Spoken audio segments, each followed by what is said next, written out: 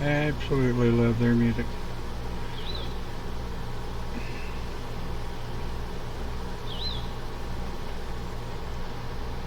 Oh. Alright. Well.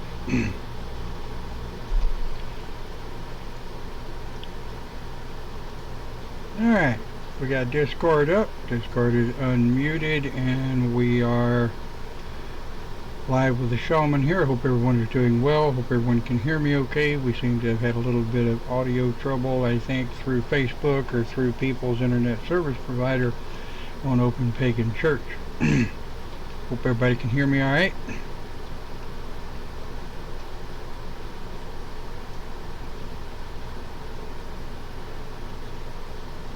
I can hear you fine. Yep, alright, cool. Looks like we got Cindy and Clint over in Discord. If anybody would like to join in on Discord, there's a non-expiring invite in the upper title and description of the video. So, what are we talking about today? Well, how to follow spirit teaching. Like it says, those who walk their path without a teacher, which I did early on. How to understand and work with spirit teaching that goes with shamanism, guides, counsel, animal totems, earth spirit, mother spirit, ancestors, the teachings of the astral. Let's think about our philosophy, if you will, of wisdom. Think about wisdom. Wisdom is a combination of education and knowledge. We gain knowledge through life experiences. We gain education through, of course, books, teachings of other people, things we see other people do and don't do, or do which they probably shouldn't do. It's easy to learn one way or the other. But wisdom is the combined effort of knowledge and education. Looks like we got Lester has joined us over in Discord. So how do you follow spirit teaching? Do you just close your eyes and blindly go where the voices in the back of your head tell you to go? Not that simple. Might end up walking out in front of a moving car, which probably wouldn't be smart. Could be detrimental to one's health. But I have found some of the most interesting things by listening to spirit. First time I went over to Scotland, we were walking down the Royal Mile, and you get that little nudge, you know, that little push to turn right here or turn left or go into this shop or go into that shop. And the biggest mistake people make is they blow through these shops, okay? You know, you might get this little nudge to go into this bookstore or this audio shop or whatever that has old and ancient books in it, which there's a boatload of those on the Royal Mile in Scotland. Quite a few bookshops that have really, really old books.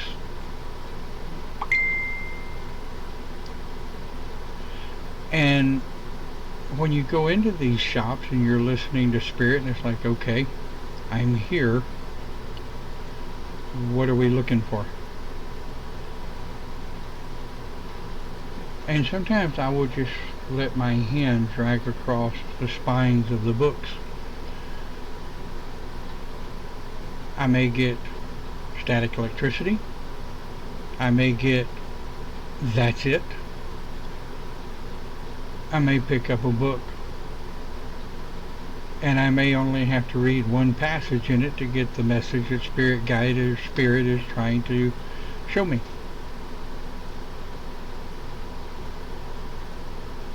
But at the end of the day, how do you follow Spirit teaching?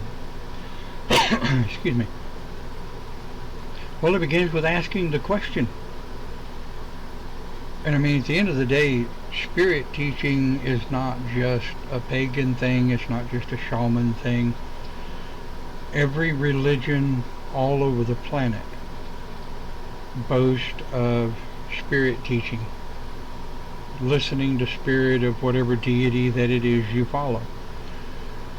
Whether it's God, Goddess, God and Goddess, multitudes of gods and goddesses or whatever. It's listening to that little nudge. Paying attention to your dreams, your astral, your visions and meditation.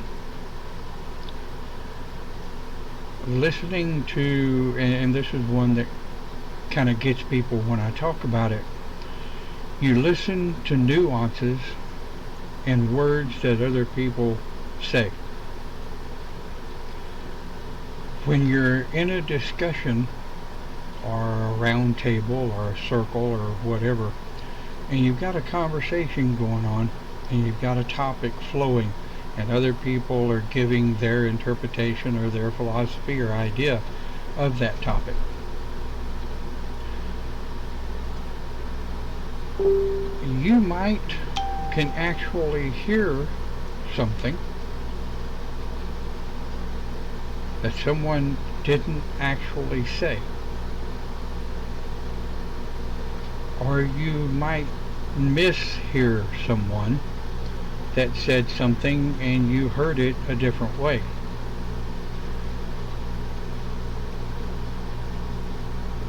Medically speaking, that's misconception of hearing. Metaphorically speaking, you may be hearing what you need to hear. And I'm going to go ahead and say this. Listening to the voices in your head can be a good thing, but it can also be a very bad thing. That is true. Right. I also always warn people. If the voices in your head are telling you to commit mass murder, hurt people, harm someone, kill someone, disrespect someone, you might want to reach out for some help. Not the kind of help we can give you. We can give you a little bit. Right. Go ahead. Right. Reality check, I guess you could call it. Well, yeah, I mean, you know, if you're diagnosed with schizophrenia and the voices in your head are telling you to harm others or do things to others or something like that, I absolutely don't recommend you do what they tell you. But the voices I'm talking about are those ones that when you send a question out to the cosmos and you go into meditation to hopefully either receive or see or hear the answer or answers to your question.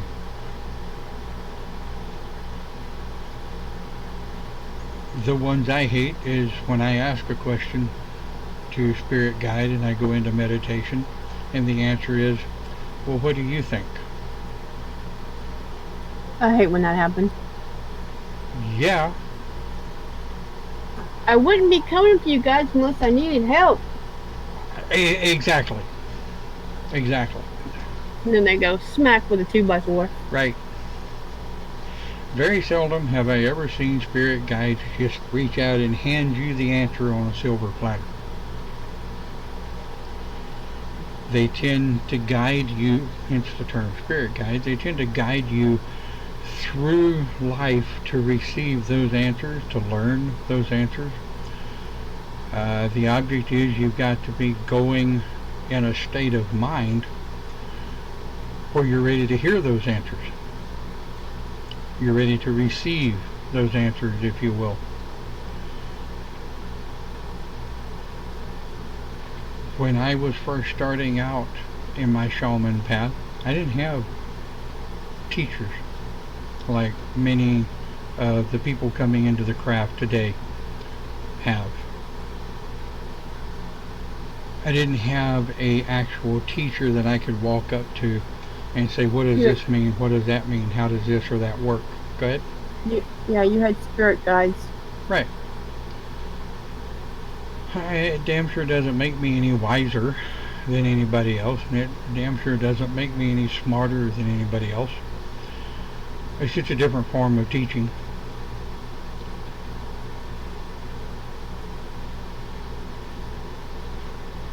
And Clint says you have to be open-minded to get what you might already know, but they will help you see or hear what it is supposed to be. Yes, well put. When you're listening to spirit guide, you have to filter out all the other crap. All right? And there's a multi-step process that you can do this to learn how to follow spirit teaching. You first have to get rid of the crap that runs in the forward mind. The fear, the anxieties, the doubt, the day-to-day crap that loads you up and draws you down. That is not done overnight. It's generally not done just that quick. You reprogram yourself to be aware of the things that society has spent your entire life training out of you. They're in the very weird understanding that if you can't see it, you can't feel it, smell it, taste it, or touch it, it's not real.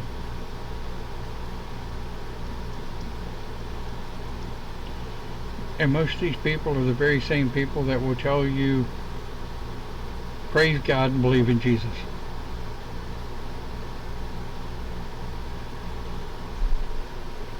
And of course, me being who I am, I'm like, what's the difference? You know, our gods and goddesses, just like your God, is everywhere. They are the plants, they are the water, they are the earth, they are in each and every one of us. I keep knocking my vape over. You can't see air or wind. You can see the action of it.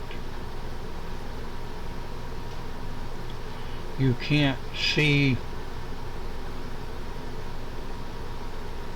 you cannot see light, though you can see the action of light. And I've had that argument with people that you really can't see light itself, but you can see the cause or the action of light. Like the light in my office, I turn it on and it brightens up the office. I can see the action of the light bulb and what it does in the office.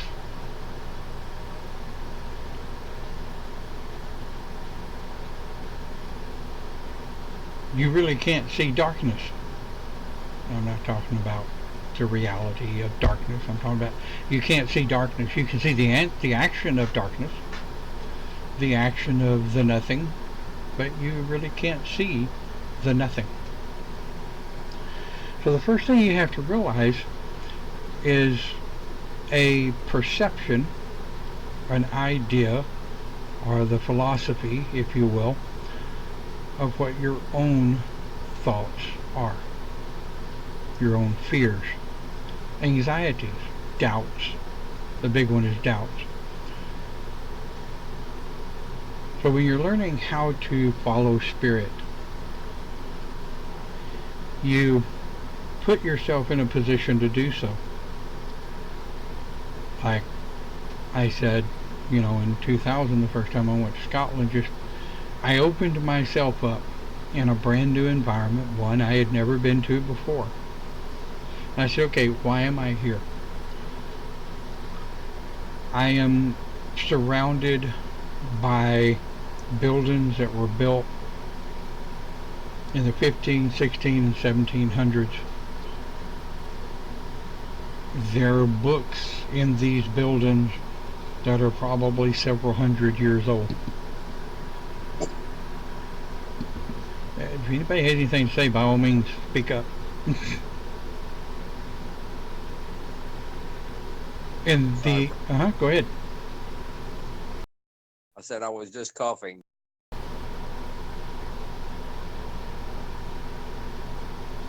Coughing. Coughing,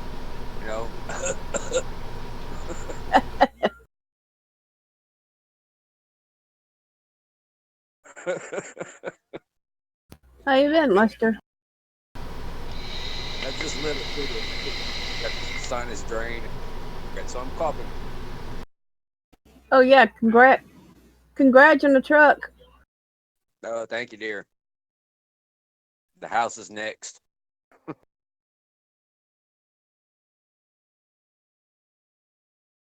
I got nothing but time now.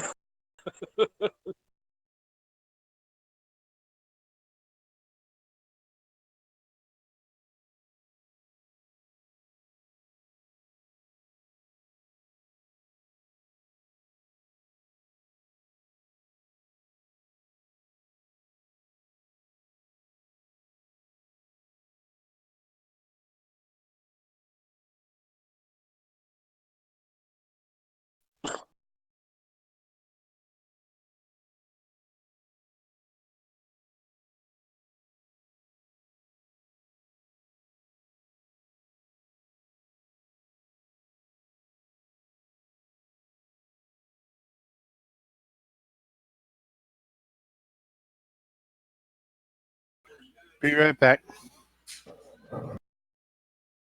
Be right back. You had to go AFK. I've been muted all this time on the recording. Oh no. Discord could hear me, not all this time, but Discord could hear me. I'm surprised somebody didn't say something in group. But anyway, when you're listening to Spirit Guide and you're being led around by the nose, so to speak,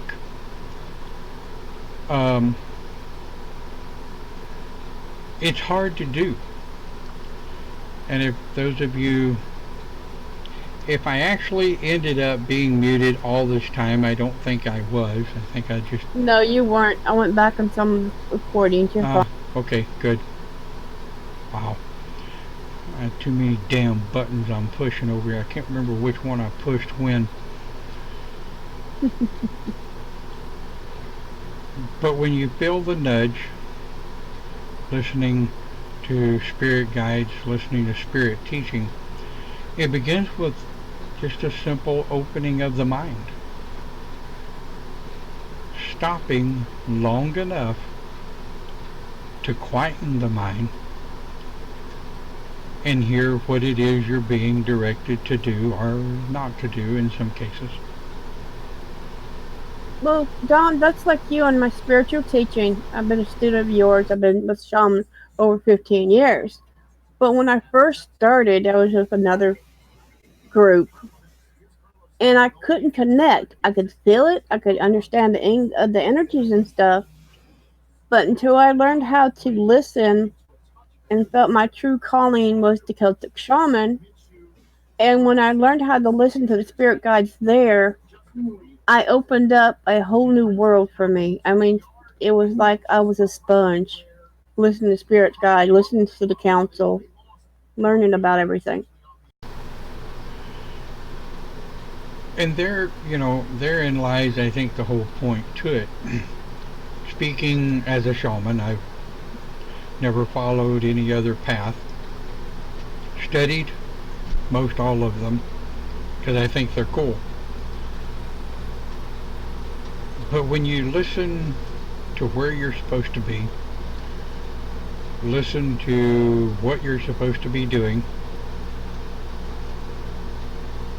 your spirits, your guides might take you in and out of different paths until you find the one that's right for you. I know through the years I've had we have had many people come through the Grove of the Celtic Shaman, last about 6 months, maybe 8, and they decide this isn't for them. Okay, great. By all means. We bid them farewell and good luck. A number of them have stayed, brothers and sisters as a grove.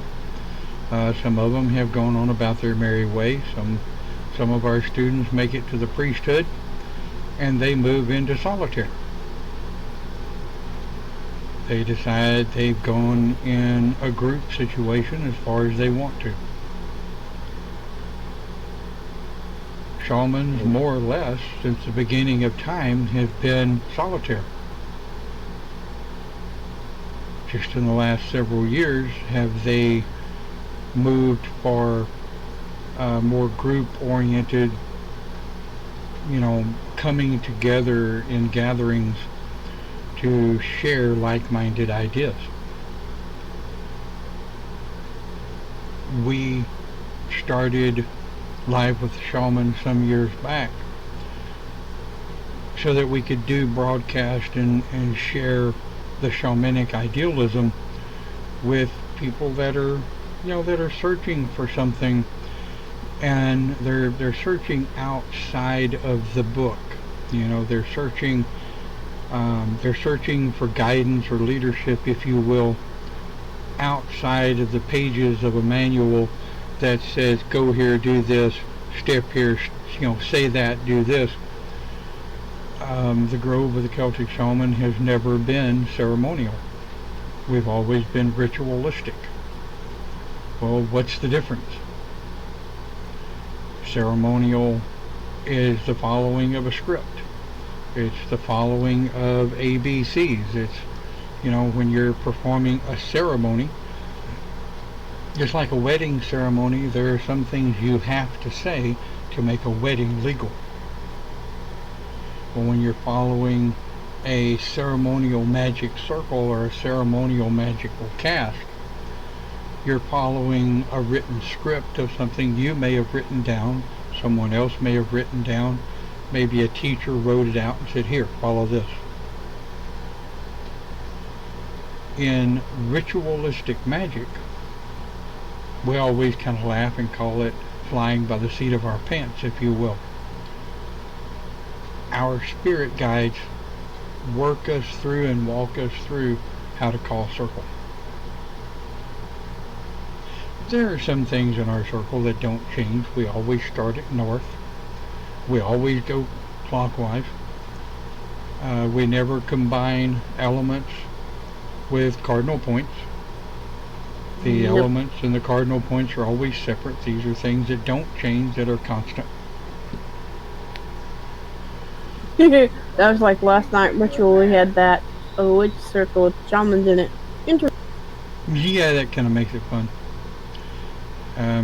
Especially when you're multicasting, like we used to do all the time, like you were telling me y'all did last night, where if you're in a witch's circle and they've agreed to a multicast where the witches are doing the ceremonial thing, and once they're done and they turn the circle over to the shamans, depending on who's leading circle, and the shaman cast up the ritual within their ceremonial cast, the energy is interesting, to say the least.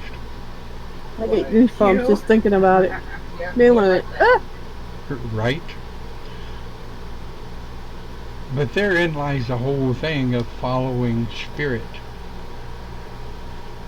when you're calling a ritual or you're calling a circle, you're allowing spirit to flow through you, your spirit guides to work through you, say the words that need to be said, follow the path that needs to be followed, and it really is amazing. I know when I counsel people, and I've heard this from other people that do spirit counseling, there are a number of times after the counseling session is over, I can't tell you half of what I said. That's like spiritual teaching. It's more, I guess, how can I put that? It's more fluid. There you go. Yeah, it's more fluid. Sorry, I didn't mean to cough while you were speaking, Clint. That's right. It's just like we're spiritual teaching. Even if we're doing over the internet and stuff, we connect with our spirit guides so we can spirit teaching with them. And we connect through spirit in multiple different ways. We can connect through spirit using others' pictures, others' voices. I know I've done a boatload of counseling over the telephone. I've done some through text, though that's quite difficult. When spirit starts chattering, it's kind of hard to put fingers to keyboard and keep up. So I try to tell people, look, I'm happy to help you, I'm happy to work with you, but let's try to do it over the phone, because trying to do it over the keyboard sucks. And a lot of times nowadays, now that video chat is so easy, I mean, hell, our cell phones do real well at video chat. I prefer to video chat with a client that I may be counseling or working with or trying to teach or whatever. A lot of people that makes uncomfortable, because when you're video chatting with someone, it's harder to hide what they may be trying to hide on the other end. And everybody's got something to hide, and that's fine. But again, you're learning to follow spirit. And it all goes back to, should I or shouldn't I? Will I or won't I? And can I or can't I? And then the all wonderful how. To many people through the years have said, but how do I do that? Listen. To what? Everything. The wind, trees, animals, grass. Listen. Listen to people. Now, therein lies kind of an oxymoron. I'm trying to get away from people, they say. Alright, but you can still learn from people. I watch a boatload of YouTube videos on a myriad of different topics. Sometimes I listen to other spiritual advisors talk. Sometimes they give me heartburn. Okay, most of the time they give me heartburn. But I still get something out of it. If I am led to a page, I'll read through the page and there'll be a passage in that page that's for me. Or not. Maybe it's just an overall educational experience. I can tell you from my own experience, however, following spirit teaching, they're not going to physically take you by the hand and lead you around, and they're generally, or well, they never have with me nor anybody else I've ever known, but they're not going to sit across the table from you and have a conversation like we're having here today. Spirit is going to try to put you where you need to be at the time and it's up to you to listen.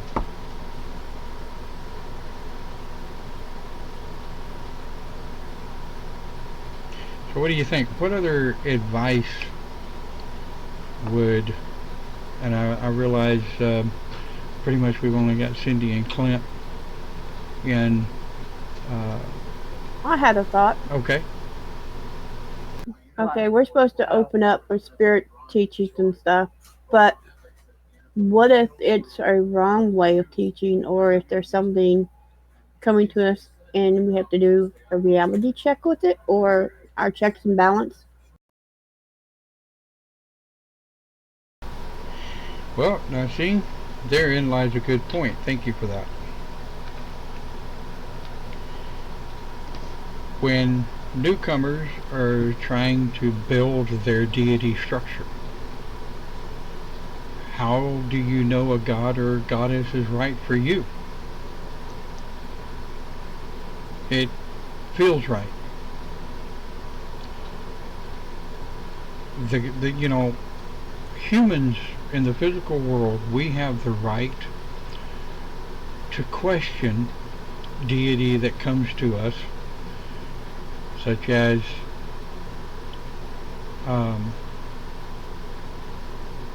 one of my primary masculine deities is Hearn.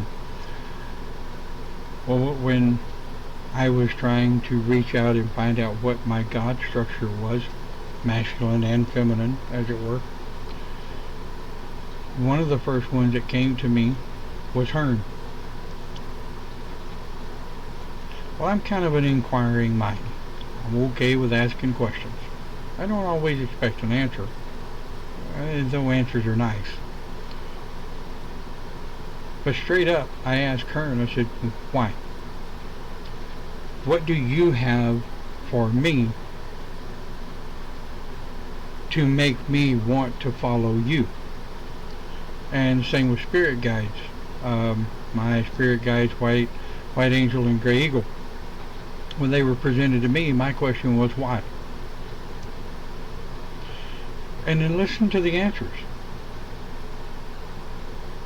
You know, you're going to have, it's like Cindy said, you're going to have spirits approach you throughout your entire life that may or may not be good for you or good to you.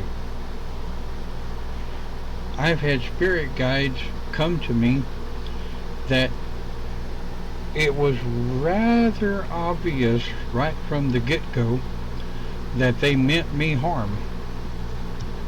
They were not going to be good for me at all. So, Cindy, how do you tell the difference? Like, I'm in spirit mode, I guess you could call it. I'm meditating.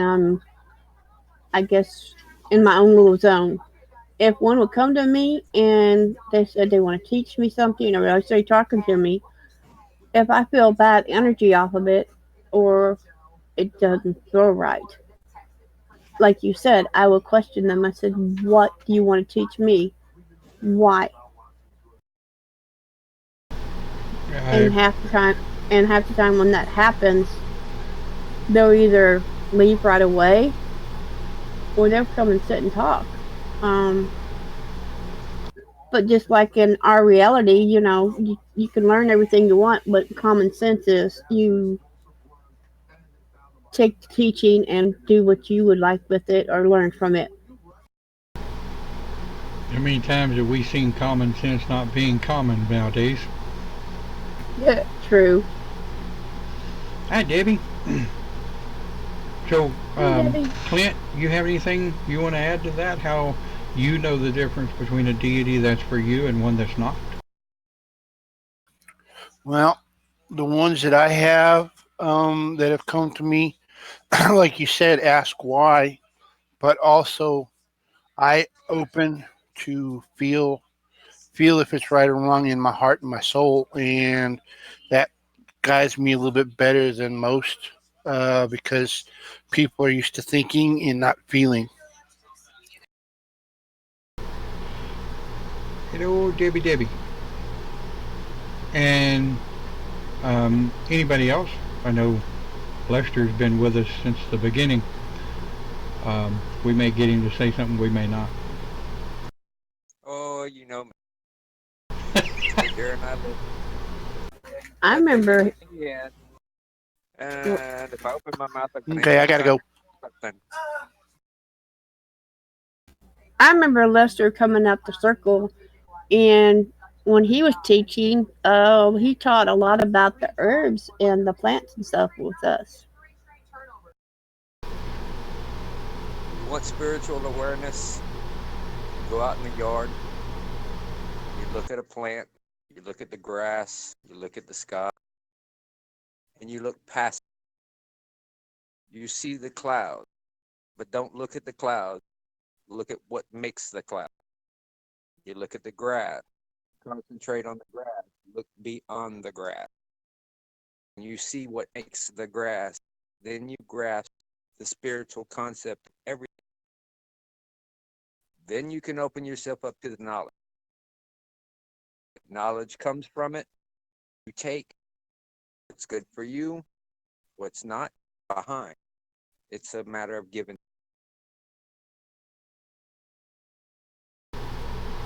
Well put.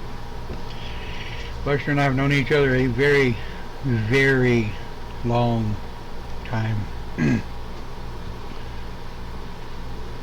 Poor fella, and he's still around. Hadn't quite figured out why, but he's still there. Because I love my brother. But you know, before Lester was around in the beginning and the conception of the HOP, the very first thoughts and ideas of it, and some of the things that we talked about even way back then when I was first starting out. How do you find yourself when you're so damn lost? You know, when you're trying to figure out what spirit is, what it's saying to you, what the fuck are you supposed to do with all this shit?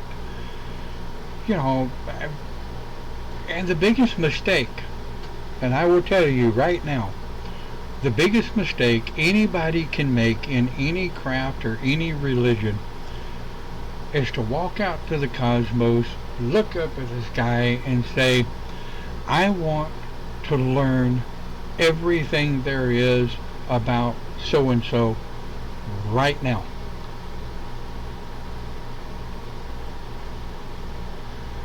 Give yourself a brain aneurysm. Huh? Give yourself a brain aneurysm that way. Right. Holy shit. I mean, when I started listening, if you will, I always grew up learning how to ask the question.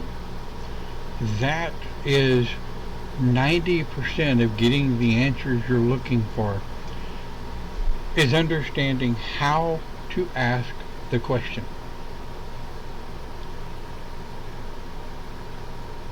And I have people to, you know, when I was teaching computers for HUD in Beaumont, people would come into my class and they would be like, teach me everything there is to know about computers.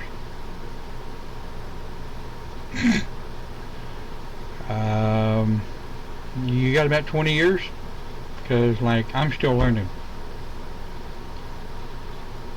Spirituality and following spirit is the same thing.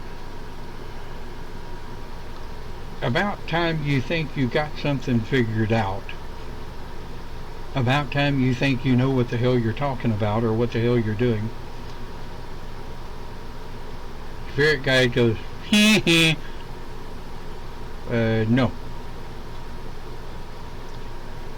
We're going to do this for a little while.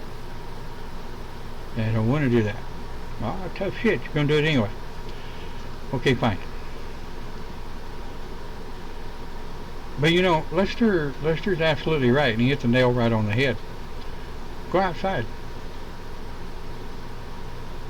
We as human beings spend entirely too damn much time indoors.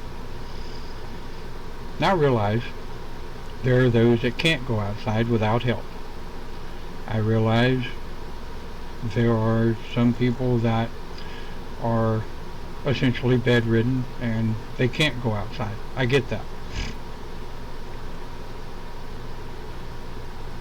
But I knew someone many years ago that was a quadriplegic through an automobile accident. And they would have friends bring and surround them with plants and flowers. I even had a planter with grass in it, so that they could take his hand and put it on the grass. He could feel with his fingers, but he just couldn't move his arms. So he still had some of the mother with him. So I mean, working with spirit, learning from spirit, following spirit teachings, it's all around. It's in the trees, it's in the grass, it's in the wind, it's in the sun shining on your face. I realize this is the internet. Some poor soul out there is going to be allergic to sunshine, and I am absolutely so very sorry for that. But if you're not allergic to the sunshine, check it out. Do a little sun cleansing. Listen, kind of listen to everything that's going on around you, you know. Well, for those poor souls, I would. You say again, Lester, I'm sorry. I said for those poor souls, I would advise them to do it at night. Sure. Because you can lot at night too. Sure. You get rid of the ability to see and trade on the ability to hear. Yeah. You know, I mean, there are ways to listen to spirit, and many people who have come in and said, well, how do I know it's spirit? Because of where it comes from. Some people say spirit comes from the heart. I have found spirit seems to come in from the crown, and as you meditate, you start stepping further and further back through the alpha, the beta, and the theta waves of the brain, and you just keep getting deeper and deeper and deeper until you find yourself in a realm where the things that you can hear, both physically and metaphysically, is absolutely beautiful.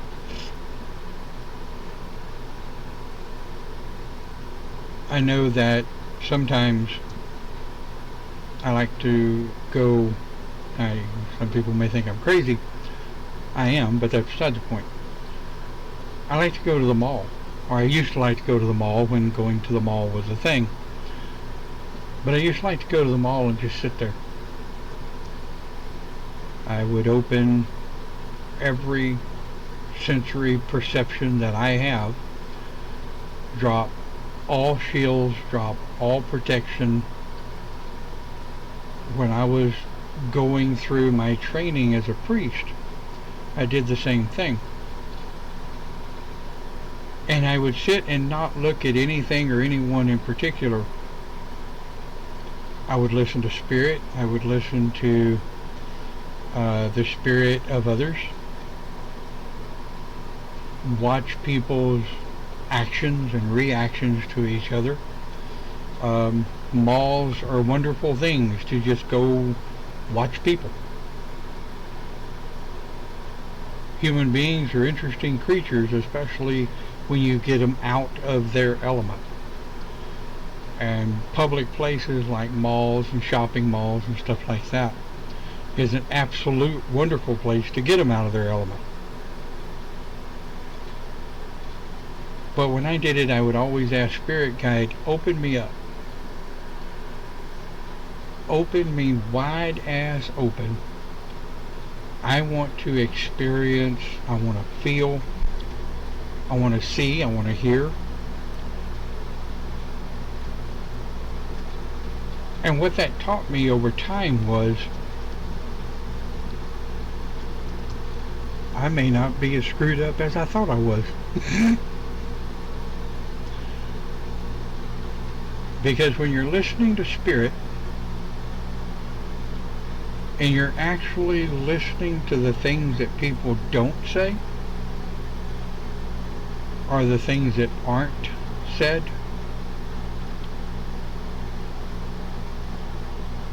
you can find yourself in a much better place once you're done.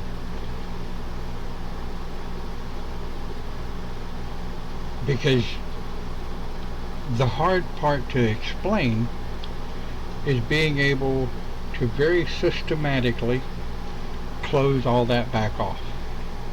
Okay. I don't need to feel every person or everyone that's around me at any given time. It's not my responsibility and it's not my job. Now when I'm in circle, or I'm calling circle, it is my job to feel the energies of the people around me and to help balance that energy. And all of that comes through spirit teaching.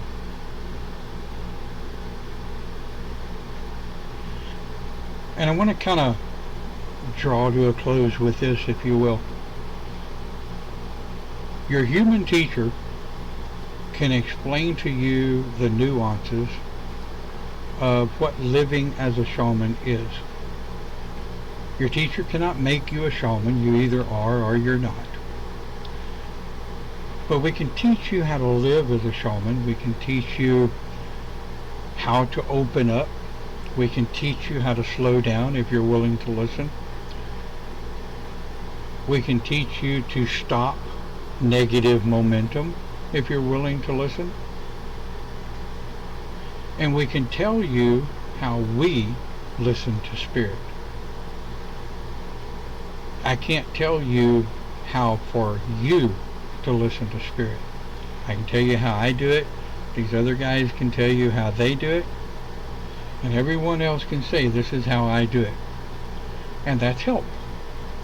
Because it gives you ideas how to listen to spirit.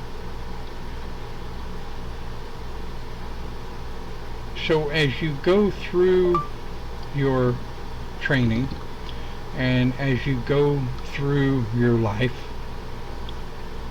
remember one thing. Spirit's not going to take you by the hand and lead you through the goalpost of stupid. Spirit is not going to sit across the table from you and say, now you need to do this, this, and that. Spirit is going to come through your crown, through your heart. You may hear them through your ears. But don't be afraid to question spirit. Don't be afraid to ask questions. Don't always expect answers right away. But don't be afraid to ask questions of spirit. Go ahead. Thank you. Good job. And thanks again for watching Live with a Shaman. We'll see you next time, next week, right here. Have a great week.